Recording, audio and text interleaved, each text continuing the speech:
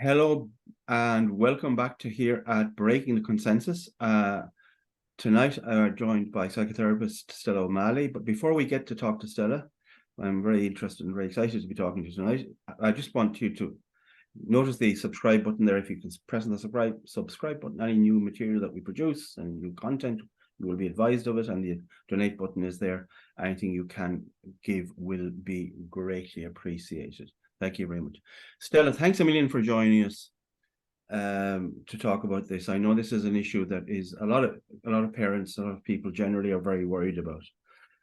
But before we get into it, could you just give the viewers a sense of sort of your background in therapy, psychotherapy, and who you work with, and how to an extent, how you got to where we are now? I'm a psychotherapist. I've been a psychotherapist for, God, it must be, I don't know, 15, 18 years now. And I have always worked in private practice, bar the odd kind of residential, a little bit, but mostly in private practice. And I've always been very much a general psychotherapist, interested in all different things. When I started in my psychotherapy, I was in rural Ireland. It was a small practice, but I became very interested in parenting and how children were being raised. And I started writing a few columns for newspapers. And I eventually wrote my first book in 2015, which was called Cottonwool Kids, which was about the kind of overparenting epidemic, arguably, that we're in the middle of. And from then I wrote Bully Proof Kids. And I was very much interested in general psychological health of the nation. And along the way, I turned my head towards gender. And it's no accident that I did, because as a kid, I'd had a very intense experience. When I was in and around 3 years of age, as far back as I can remember anyway, I became very, I didn't become, it's just my earliest memory is that I wanted to be a boy. I should be a boy. There was some mistake, because clearly I was the boy and these other people didn't recognize my boyness. And I was very good at being a boy. I was very impressive. I was very persistent, insistent, and consistent, as the clinical material asks. And it lasted for many years. It wasn't a pleasant experience. It wasn't nice. Not that anybody sat in me. There was no, my parents let me be who I was. It was very much the era of benign neglect. So there wasn't any pressure on me to be girlish. I didn't wear girls' clothes. I didn't do girls' activities. And I played with the boys and was very happy with that. And, I was quite extreme. Like, this is kind of Dublin in the 1970s, 80s. And I would have been the first, we had a school uniform and the girls wore pinafores and the boys wore trousers. And I chose to do a kind of a non-binary kind of thing in 1980s, because I went wearing trousers, but it wasn't the grey flannel trousers of the boys, but it certainly wasn't the pinafore of the girls. It was just trousers, So kind of some sort of acceptance that I was a girl, but I was definitely not wearing a skirt. And I was the first kid in the school that did that. And the only kid, I shouldn't say the first, I was the only kid. So that, that mark of how unusual I was, it lasted many years. And then when I went through puberty, I came through it and became comfortable in my own skin and was happy to be a woman. Many, many years later, I was just a psychotherapist, working in mental health. And I was in a cafe in Birr, where I live. And I was reading an article about Cyril Doty and Corey Doty. Corey Doty is a non-binary parent from Canada. And Corey had given birth, so we can gather that Corey was born female, and had given birth to a child who was perfectly healthy, and there was no issues, there was no developmental issues or maybe, other challenges for the baby. There wasn't. The baby was perfectly healthy. But Corey Doty was taking the Canadian government to court for the right to declare the child you on their birth cert, not male, not female, but you, which is unassigned or unknown. Excuse me. And actually, Corey Doty won that court case. And so the child was assigned you on their birth cert. And when I read that article, a growing unease that I had been feeling just about transgender issues and what is going on and where's my narrative in all these extraordinary narratives that I'm reading about. Where's the kid that was just extremely gender non-conforming and then grew out of it. And I realized there was no space for my story. And so I thought I must write an article for this. So I kind of, that propelled me to write an article. I wrote an article for the Sunday Independent. This is 2017. And it's an interesting at the time, like the Sunday Independent, they knew it was incendiary. They knew there was an issue. They certainly looked over it very closely, but it wasn't the world it is now. Right. And I wrote it. There was, of course, activists wrote in to kind of complain, but ultimately that set me on my kind of the world of gender, because from that I was invited to do a film for Channel 4 about trans kids and about the entire issue of the concept of the trans kid, because I had been what would now be called a trans kid, but I grew up to become a completely normal, as they say, cis woman. And the premise of the film was, could any of the 4,000% of females seeking medical transition, could any of them be like me? And we were told we were transphobic for even thinking that, let alone saying it or asking it. And it brought me into a world that is just full of lies and bad research and bullying behavior and silencing and censorship. And had I just done the film and we just agreed and disagreed, I'd have moved beyond gender. I'd have way left behind. There's no way I'd still be working in it all these years later. Now I'm completely immersed in it. So that was 2017. Yeah. That's only 6 years ago. Yeah. So in that period, it feels like, I think in a lot of this, shall we say, the cultural wars, the social wars of the last 20 years, it feels like everything's accelerating. Things go from being unheard of to being weird to being marginal to being central.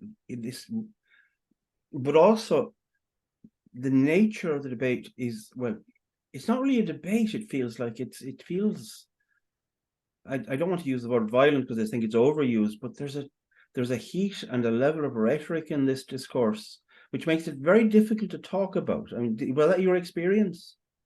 Incredibly so.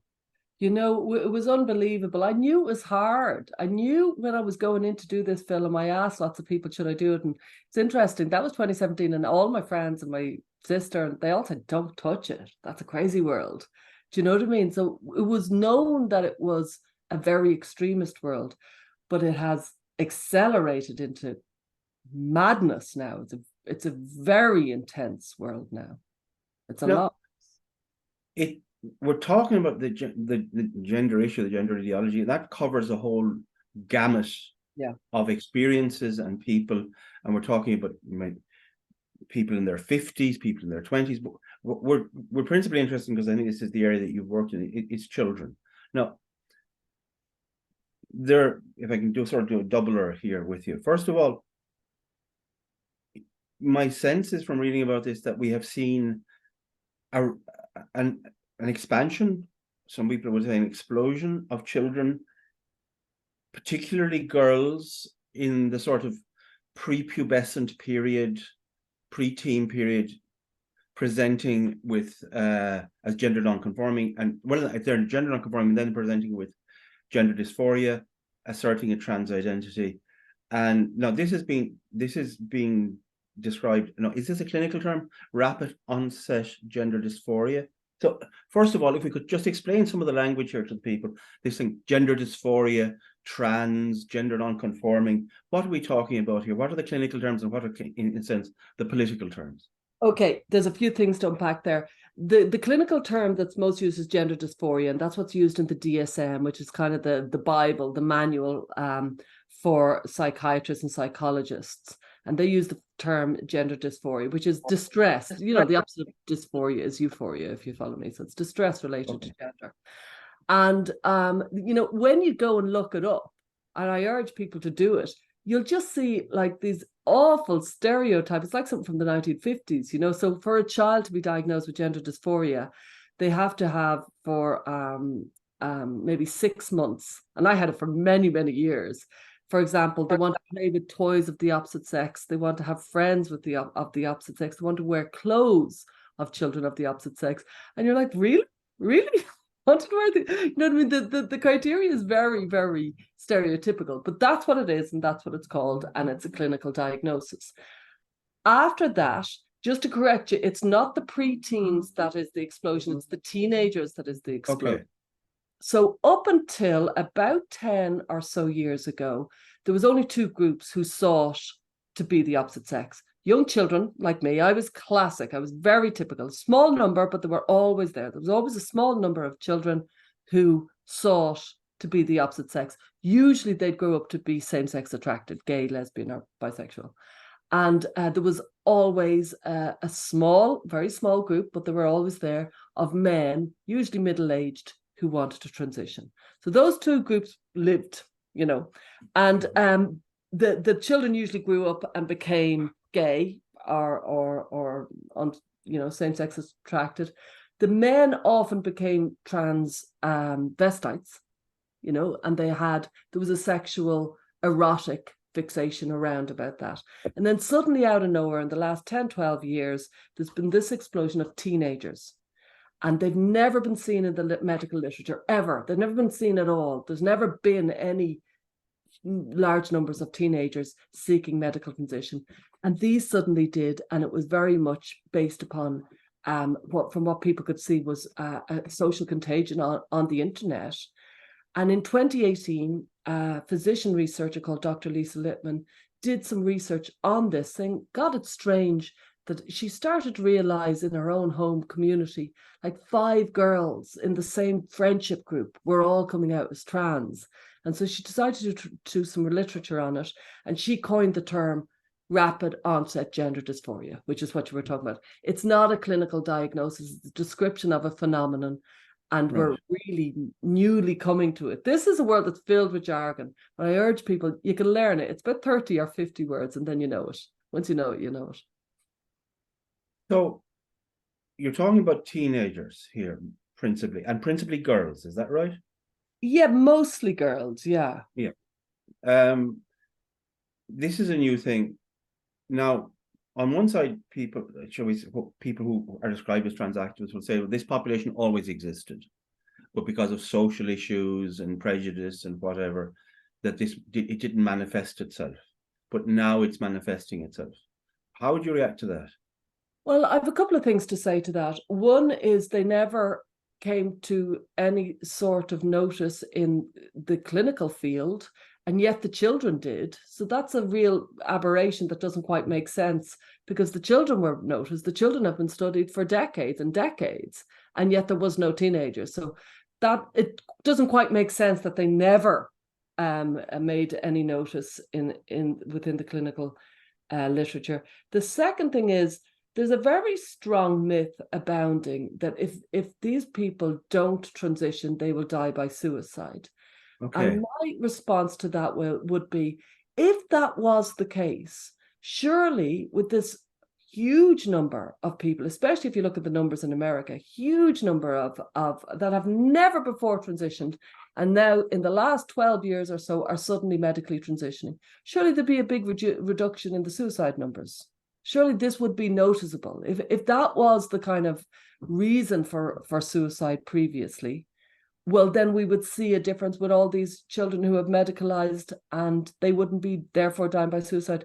When in fact the opposite's the case. There is no, suicide is steadily kind of gone up. It hasn't reduced on any level, especially in America, where we're seeing the children transitioning in large numbers. So that just doesn't make sense. And furthermore, we're not seeing it in the women like me. We're not medically transitioning. It's focusing on teenagers. Mm-hmm. That's where the big numbers are.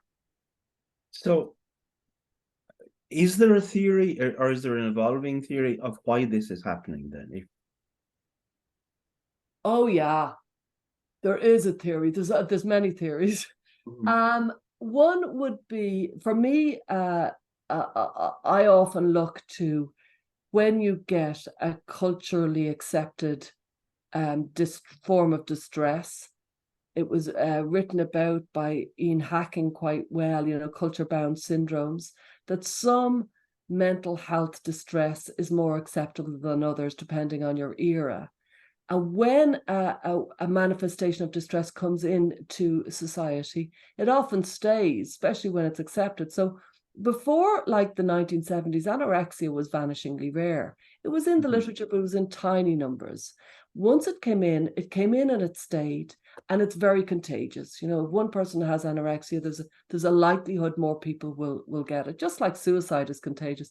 And I'm not saying that to diminish it. It's a terrible, harrowing, awful feeling. Just because you got the idea from somebody else doesn't make it less painful. But there are some kind of mental health concepts that seem to, kind of spread throughout the population. And the very same happened with bulimia in the 80s, was never seen before in the literature in any large numbers. It came in, and once it came in, especially once somebody famous, like with anorexia, Karen Carpenter, and with bulimia, it was often with, those programs such as Beverly Hills 90210, they came in, and suddenly it came in and it stayed and it spread. It came into a school and it stayed and it spread.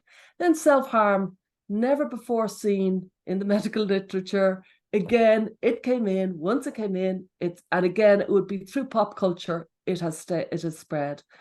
And then arguably gender dysphoria. It's like, if you wanted to kind of put it under a file, I'd put it under the file of the many creative ways female teenagers have sought to de-sex themselves, to run away from their body, to hate their body, to despise their body. And also, arguably, the arrival of the sexy teenager in the 50s and 60s has made a big impact. Maybe that hypersexualization of teenagers hasn't gone very well for teenage girls in particular, not only teenage girls, teenage boys as well. But it's to me, it's another manifestation of body hatred. And I think it's something very important that we should be aware of. Now, you've adverted to different, I was going to say movements, but moments, manifestations of disorders that had not previously been listed, and social contagion. Now, some people in this debate will dismiss the idea of social contagion at all. They say social contagion is the myth. Are you saying that? Would you say that the fact of social contagion is an established fact in the literature? Yeah, if you look at suicide, it's the most well researched around social contagion, that you'll realize that is why that since 1989, that there was an amazing conference in 1989 that basically analyzed how the media reports on suicide, put in some guidelines around it, because they realized, actually, if you report recklessly on suicide, if you speak recklessly on suicide, you're really going to impact whoever's listening. And it's amazingly, people don't like the word contagious, so you can use other words, you know what I mean? But it has a huge impact. And so then, by the way, Kurt Cobain died a few years later, and the media were super. They were really, really good. They handled it very, very well. And there was very few copycat suicides as a result of Kurt Cobain. It could have been absolutely awful. Many years later, the media, because of social media, the media have really lost the grip of themselves about reporting on suicide. And Robin Williams died, and the copycat suicides after Robin Williams was really frightening, because there was it was awful. If you look at the research around that, you don't believe in social contagion, go and read about Robin Williams and the copycat suicides after his death. You know what I mean? So I think it's pretty, anybody who knows anything about marketing would say, well, it's all social contagion. Why are they all on their iPhones if they all come to the idea that iPhones are good? The entire fabric of capitalist society is basically on how susceptible the human is to suggestion.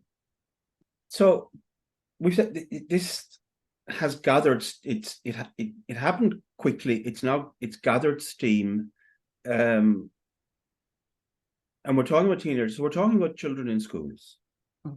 So you've got two groups that have to manage this issue, who are presented, shall we say, with this real problem.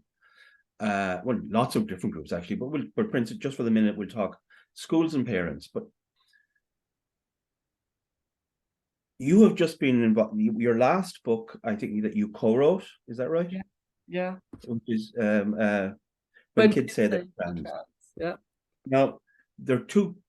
When we're talking about these children, we're talking about two groups that principally have to respond to these children. First are their parents, and the second group are schools. So listen, we're talking in general terms here. in a short period of time. I don't expect I don't want you to oversimplify it, but just if we, first thing I'd say, I'm sure, is just for parents who are concerned about this, they can go out and get your book on Amazon, perhaps, or I've heard it's in a few bookshops in Ireland. Go to your local bookshop and order it. Do your bit. and maybe ask or get your local library to buy it. Yes, please do. Because I'm an Irish author, so they should be supporting it. There's two other authors who are from America, Sasha Ayad and Lisa Marciano. But yeah, we're doing very well on Amazon so far. You actually were in my local library sometime, I think around 5 years ago, doing a presentation on one of your books about, I think it was on bully-proof kids. Yeah, that was glory. Anyway, so schools. Now I know this, a lot of parents are worried. What do you think schools should be saying about this, and what are there's been a lot of discourse about the kind of language that's been used in SPHE and stuff, talking about gender and gender identities and multiplicities and stuff. To what extent do you think that this can actually make it worse rather than make it better? And what kind of language, what kind of approach do you think the schools should be taking to this? And to be fair, schools don't know what to do. Teachers don't feel qualified to do this. They're not looking to do this, but they found themselves in this position where they're expected to produce a response. So how do you think that schools should manage this in conjunction? How should parents be working with schools?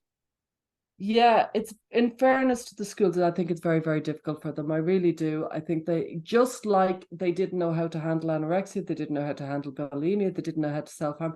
In fairness, it comes into the school and it comes in like a rocket, and everybody's looking to the teachers who are just going, I wasn't trained about this. I didn't hear anything about this. This is quite serious side of psychology. And a lot has been expected from the schools. And I have a lot of sympathy for the schools. I don't think it's easy. And I think how they should navigate it is how they navigate all other distress, which is calmly, neutrally. You give support, you offer them to go to the counsellor if they need to go to the counsellor. Bringing in psychosocial interventions that have never been tried before, other than in the last few years, such as changing names and pronouns and changing where the child goes to the toilet or uses dressing rooms or dormitories and stuff. That, I would argue, is an intervention. Well, it wouldn't be just me who argues it. Dr. Hilary Cass, who ran the largest independent review on gender transition for children, came to the very same conclusion, which is social transition, which is changing names, pronouns, toilets, changing rooms, is a serious psychosocial intervention that shouldn't be undertaken without clinical supervision. And so a lot of the kind of culture today is just support people to do whatever they want as they want. But I do think everybody has to acknowledge the different conflicts of needs that arise when a child. So, for example, I've had plenty of, different requests from principals who are navigating really difficult questions along the lines of, it's a single-sex school, and now a child who's been socially transitioned since they were 5 is now seeking to enter that school stealth without anybody else knowing that they are the opposite sex, and the principal is asked to navigate that. Or, another child is entering the school, again stealth, the parents pushing it through, and they're asked to tell nobody in the class. And very often what happens when the child goes in stealth and doesn't tell anybody, they might be secret at 5 and 6, then they tell their best friend that they're really a boy or really a girl at 7 or 8. Then they make new friends, and they tell this new friend that they're really a boy or a girl. And then it comes by, as so many schools have told me, this schools in Ireland, they say it doesn't work. This secret thing doesn't work. Quite apart from it's psychologically very burdensome on a kid. It's a bad thing to teach a child, you keep this secret. And what happens is the half the class end up knowing, half the class don't know. The half that don't know feel like fools and embarrassed because they realize that they've been kind of lied to. And children with additional needs, such as autism and stuff, can feel incredibly discombobulated by this. So it's a really, really heavy weight to put on a school. I founded the organization GenSpect. just to kind of provide a healthy approach to sex and gender in these kind of controversial times, and these extreme times, you could call them. And we've created some policies. We've written a policy, a sample policy for Irish schools, a sample policy for American schools, and, you know, different kind of guidelines for schools, for no other reason than an acknowledgement that the departments of education around the world, they're saying nothing. They're wide-eyed and they're scared. The only country that are really grappling with it, as far as I can see, is the UK. And they're coming down on the side of you can't secretly transition children and expect everybody to keep this a secret. One of the things that was coming out of the UK that was highlighted recently as being a difference between the policy approaches was that the UK was placing a lot of emphasis on transparency and parental involvement. Now, there was something of a controversy recently here where it came out that it appeared that one of the groups that was advising teachers was saying that if a student was to approach a teacher and say that they were trans, that the teacher should not tell the parents that. And moreover, if the parents were to directly ask the question to the teacher about the child, that the teacher should deny knowledge. Now, a lot of people feel very uncomfortable with that. Now, I can see on one side if they felt that there were child safety issues, but let's face it, that's not really what we're talking about most of the time. What do you think about that kind of secret keeping, in a sense? I think it's, you know, there's a great phrase in therapy, which is we're only as sick as our secrets. And I abide by it. I think if you have secrets in general in life, I think it's a very psychically uncomfortable for people. I think it's very difficult for your brain. And I think it's egregious for teachers to think that they should have the secret of a child without telling the parent, because people often say, oh, but maybe they don't feel safe. If the child doesn't feel safe, well, then you need to engage the social services. But perhaps the child is just a little bit distressed because the parents don't agree with them. Now, families handle disagreement all the time. You know, your mother doesn't approve of your best friend. Your mother doesn't like the clothes you wear, doesn't like the earrings, doesn't like whatever. It's very common. It's been happening for millennia. To translate that into adults should keep secrets is really, really, really disempowering parents. And it's allowing mental health issues to grow without the parents knowing. Mm-hmm. Now, a lot of people, see a situation where parents react in a way to a child telling them, "Mom, Dad, I'm not a boy, I'm a girl, I'm not a girl, I'm a boy," and they react and they agree to name changes and pronoun changes and whatever. Now, a lot of people say, "Oh, you're indulging the child, you're whatever." But one of the things that parents are told, and I've seen this explicit, it's not a myth. You can choose. You can have a trans child or a dead child. That if you don't help your child to socially and then possibly medically transition, that massively improve the likelihood of suicide or suicidality. First of all, is there any truth to that? Mm-hmm. Is that are parents facing this reality, a dead child or a trans child, or is that a kind of a blackmail, emotional blackmail? How? And then I suppose get to the nub of it. What happens? What's the first line, shall we say, that for a parent who's presented with this, who is not a psychotherapist or a clinician? Well, first of all, I want to talk about the suicide myth, because it is a myth.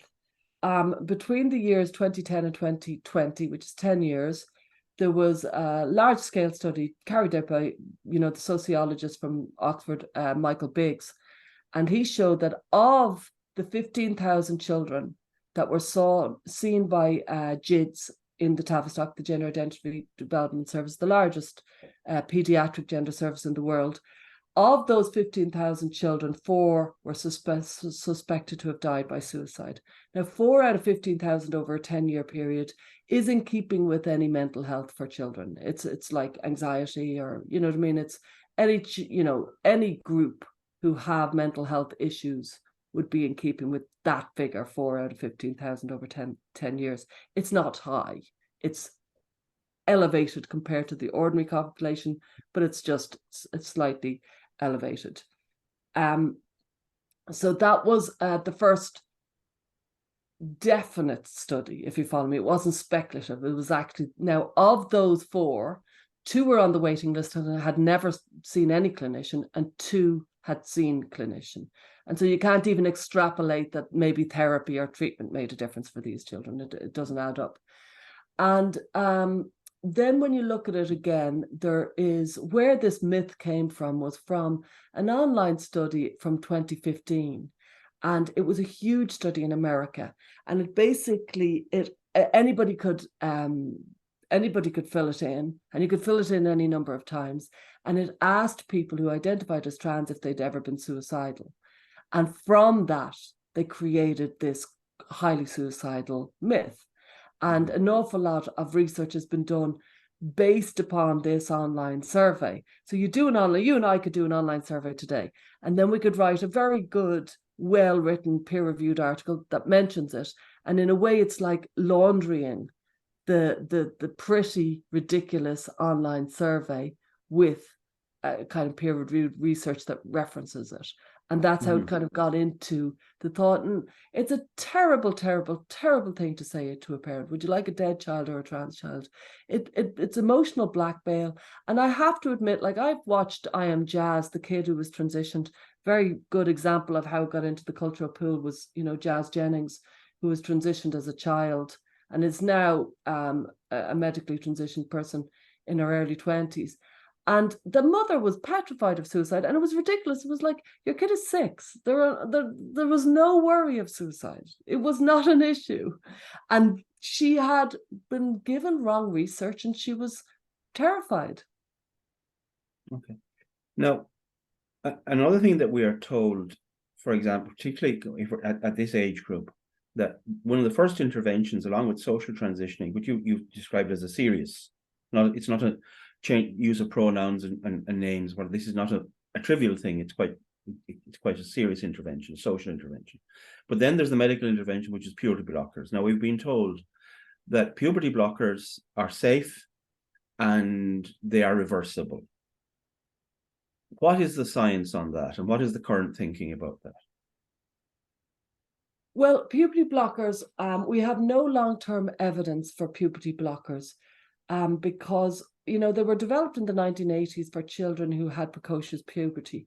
These would be children who would have, gone into puberty at maybe 4 or 5, and they needed to take some medication to stop it, just because we all develop in strange ways. You know what I mean? These things happen. And they would take, medication, puberty blockers to stop it. And then they would go into a natural puberty when they were about 9 or 10, and their puberty would ensue. And that's what they were designed for. And that's what they're licensed for. And they've never been licensed to be given to healthy, clinically, healthy, developmentally healthy children. So we have no licensing for that. We have no approval for that. And as a result, we have not as a result, but one of the issues around puberty blockers is there's no long-term evidence around it. There's only literally one child across the world who's been followed, who received puberty blockers as a child and became an adult.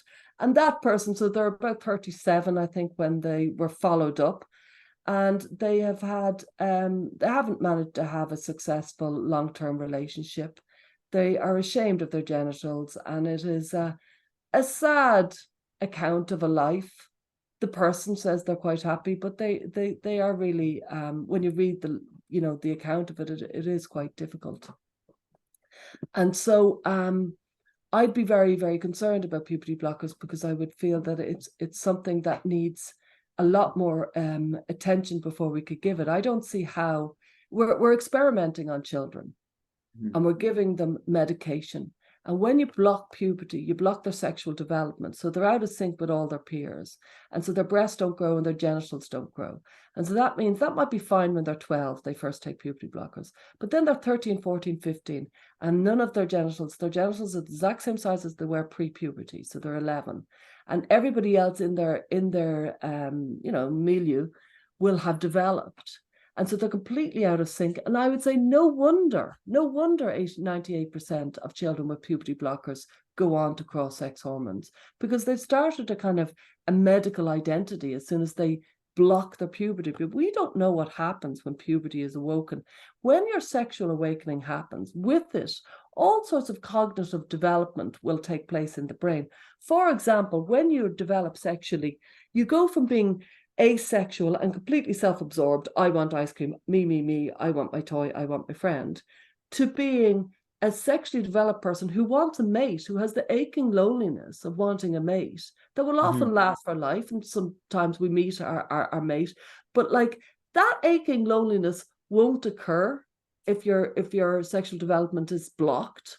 And also you will have no sexual responses. So all the crushes, fancying people, the kind of getting interested in the kind of the cultural world because you fancied that guy on telly or whoever on social media, none of that's happening because there is no sexual impulse driving any of this. It is making a very unusual person of this person, and they'll remain effectively relationally childlike because there's no sexual connection with anybody. It is an extraordinarily heavy-handed medical intervention to apply to a child, and it has no long-term evidence base. Is there any evidence that it may have long-term, are there any effects long-term potentially, physically or other than psychological? We don't know. Like the first kind of study that was undertaken was in Holland. There was that child, the one that, there was a long-term study, but that was just a one-off. Then there was a kind of a group of 70 children and they've been studied. And it started with a group of 70 children in Holland in about 2006, 2007, and they followed them. And of that 70, 15 dropped out of the study because of medical issues. So they were only taken into the study if they were healthy. And then over the course of a few years, 15 dropped out because of heart problems and diabetes and obesity. So I don't think I'm right about heart problems, but obesity and diabetes, certainly I am right. And so already you're thinking, well, what happened to that 15? The study went on with the 55 kids. This is the famous Dutch protocol on which all puberty blockers are resting on these Dutch studies, 2011 and 2014, the Dutch studies. And of the 55 that were left, one of them died. One of them died as a result of cross-sex surgery. And so I think of this as with regards to COVID. Imagine a small study, 70 kids, 15 dropped out because of health complications, one died because of their cross-sex. You would just go, pack up and go home. This is a disastrous study. It's a disastrous study. So that is all we have. It's not very long term, but that's all we have. And it's a absolutely, I think, terrible results. They tell us this is great results. And yet the High Court in London said, if I remember their judgment, that the distinction between between puberty blockers and then going on later to cross-sex hormone taking was essentially non-existent, was not a distinction without difference, because it was almost universal that once children had started on this path, they would continue on the path. And when you get into cross-sex hormones, then there are all sorts of other. Do you think, and this isn't we talked about before, but the more I've read about it, people seem to have really underplayed the physical biological consequences of taking whatever you think that wherever the locus of identity is, you have a female identity or male identity, your body remains the body that you were born in. Yeah. And my body is a male body which was designed and evolved and at a cellular level to deal with things like testosterone at certain levels and other and hormones are incredibly powerful things. And we're washing bodies with hormones that they were never really designed to do. Surely there must be another way of dealing with this or approaching this. Is it possible? Are there not serious medical, physiological consequences in even the short to medium term for people? Absolutely. Cross-sex hormones are brutal on the body. They're really, really heavy on the body. They have, you know, everybody, like puberty blockers, we don't know because it's so new to be used in this way. And we've no long term of what happens when you go from puberty blockers to cross-sex hormones. We don't know. We will find out in 10 years, but we don't know yet. But we do know about cross-sex hormones. We did see what happened to the East German female athletes when they were given testosterone in the 70s. So we do have quite significant research on cross-sex hormones. It's effectively putting diesel into a petrol tank. You can do it, but you're going to really, really damage the body. Mm-hmm. And so, for example, you've much higher likely, osteoporosis is really high for females who take testosterone. They have a lot of vaginal infections. It generally leads to a hysterectomy because of the level of problems in their genitals. The males, there's an awful lot of heart problems, cardiac complications. Early Alzheimer's is a big issue. This is really, really heavy on the body. And it's a medical burden that is self-inflicted on the body. And it is arguably, I would say, needless. In GenSpec, the organization I run, we're creating a document that is called the Gender Care Framework, which is offering an understanding of how to deal with and alleviate gender-related distress without medication. Like, we have this well-established, like psychotherapy offers a million, I'm a psychotherapist, we offer a million different ways to alleviate distress. And, you know, arguably, to put it in basics, you know, if you have gender-related distress, you can change your mind so that you start to kind of become comfortable with the body, or you can change the body so it settles your mind, i.e. you transition. Or the third option, which always works, which is you can build your distress, your tolerance to distress. You can build ways to be able to handle the fact that you're distressed. And that's just conventional psychotherapy. It is part of the problem that somehow, rather than simply being treated as a psychotherapeutic issue or a medical issue, it's now just wrapped up in activism and culture wars. Yeah. And people on both sides are kind of saying, well, I believe this because the bad people believe that, and vice versa. I want to bring on, because it's a topic issue, and you've commented on it. Professor Donald O'Shea, he was an endocrinologist. He was involved in the gender care unit. He's now, I think, leading the government's work on obesity.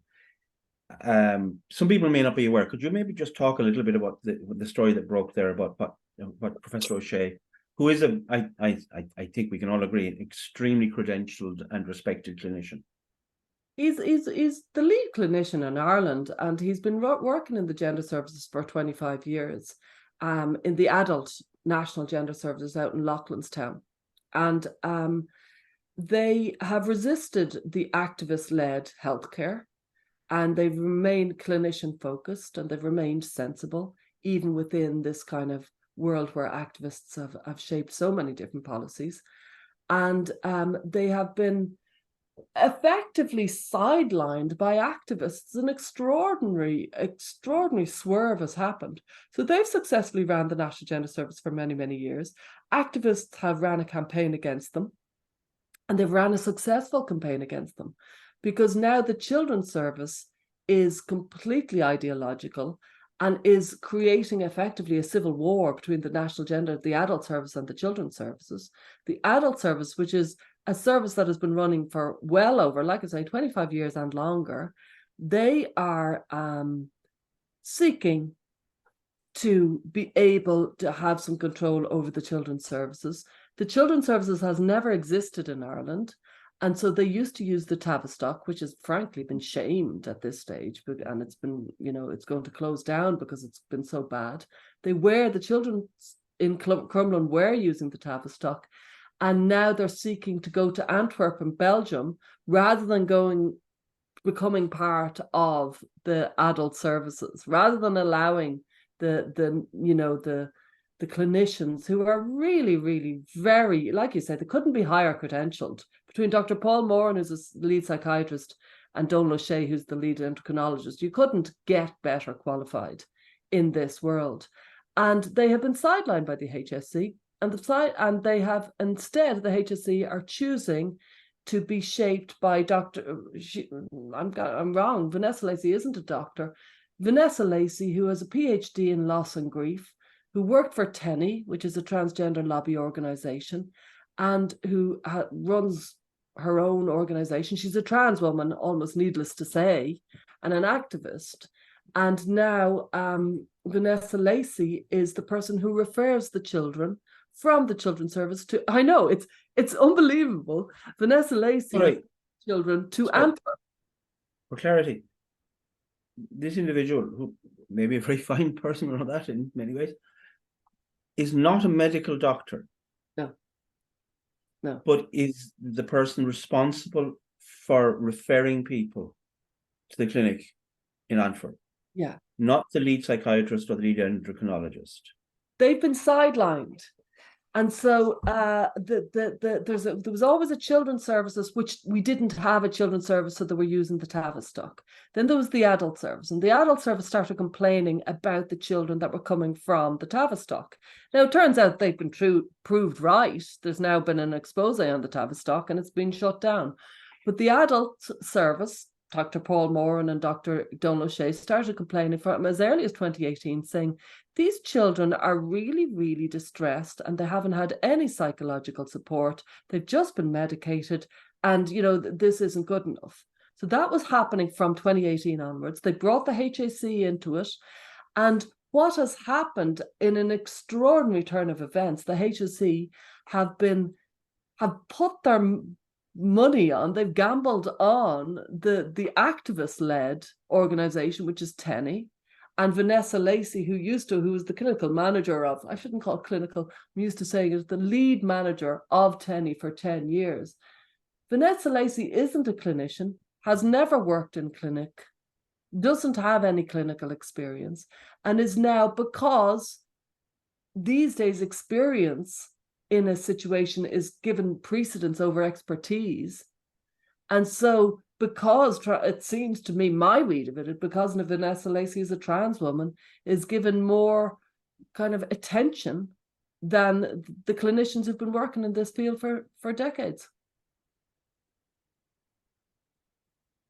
Listen, and where we're coming up to the time here, there's all sorts of stuff we haven't covered. Maybe we'll get a chance maybe to come back and to talk again about, say, issues that I know that people worry about, like comorbidities, which haven't been addressed. Parents, I know personally, in 2 instances, parents with children who have autism who are very worried about this in schools. But just if we could finish on this, a kind of a practical thing. If a parent is there and they want to go into and talk to the school about their policy, what are 2 or 3 questions that they should be asking? Okay. And can I just say before we finish, like the 2 main groups of children who are very vulnerable to seeking medical transition are children who are neurodiverse, such as autistic, ADHD. There's a lot of reasons, we could do a whole webinar on it, but they are very vulnerable to it. And secondly, children who haven't yet come to terms with the fact that they're gay or lesbian or bisexual, and they don't want to be. They don't want to be gay or lesbian or bisexual. I'm sorry, just on that, and I promise I won't do this again, because we will go on for 2 hours. And please do correct me if I'm wrong, because it's important that we get facts right. When we're talking about this, other people can be more, they can play around with this stuff. We have to be accurate and truthful if we can. The work done by Ray Blanchford, who is the Canadian sexologist, who is one of the lead people, he invented the language about autogynephilia. He's one of the great experts about this. He's not a conservative man, not really. He's a progressive gay practitioner in Canada, a very progressive liberal country. And the numbers vary, but in a way, as the studies are going on, the numbers seem to be going up rather than down. That if left alone, if not, the children who present as gender non-conforming with a trans identity when they're 11 or 12 or whatever, by the time they get to 21, the very large majority of those children, those issues have resolved. Yeah. Yeah. And most of them, not all of them, but most of them have decided they were gay or they were lesbian. Now, I would be personally curious to know what would happen if you continued that study up to the age of 30. Yeah. I So think would that I. would be interesting. And every study that's ever been taken on of carried out on gender dysphoric children has shown that the vast majority, it resolves itself without any intervention, and about 70% of them are same-sex attracted as adults. So it's definitely that cohort is somebody that we have to worry about. So yeah, it will resolve itself. But these days, heavy interventions are happening, such as social transition, change in names, change in pronouns, puberty blockers. And so it's a new cohort who have been kind of medicalized and socialized to see themselves as differently. So we don't know what will happen to this new group. And However, that's a horror story, though, isn't I it? know. I mean, Blanchard talks about this radical asymmetry of risk and damage. Yeah. That these children are going to be fundamentally for a lifetime, that if they've been left, there's a very decent chance that their issues will be resolved. But leaving aside that, parent going into a school concerned, what are the couple of questions that they should be asking the school? Well, I think when parents, they should equip themselves. They should go on to GenSpec. They should make sure they know their stuff, because they will be easily shamed. Because very often the principals, just like the HSE, they don't know their stuff. This is a complex issue. And very often the principal will have gone to a workshop, maybe a 4-hour workshop, maybe led by TENI or belong to. And they are not experts, the principal or the school staff, but they presume that there is a body of evidence supporting these drastic interventions. Yeah. And so they will bluff it out. When you haven't done your homework, you're quick to shame the other person, especially if you're in a position of responsibility, and put them down because you're the principal and you're not going to be seen not to know. So you really need to know your stuff, and you need to be ready for the quite significant, what I would say, shaming tactics that would often happen. What's the web address for if people want to look up GenSpect? Genspect.org. You'll find us easily if you look up Genspect. How do you spell that? Sorry, just for Genspect. clarity. GENSPECT. Genspect. And you'll find, if you look up school guidance, Genspect, you'll find it quite easy. And so what I would say is, first of all, the parents should arm themselves with what is actually going on for their child. So maybe they're autistic. Maybe they are lesbian and they don't want to be. Maybe they've had some sort of sexual attention and they're reacting against it because they didn't like it. It'll be some sort of reason. So have a good think about what's going on for your kid, and be very individual to the principal, saying, I don't mind whatever the hell you're doing, but for my child, you seem to be doing the wrong thing. And these are the reasons why.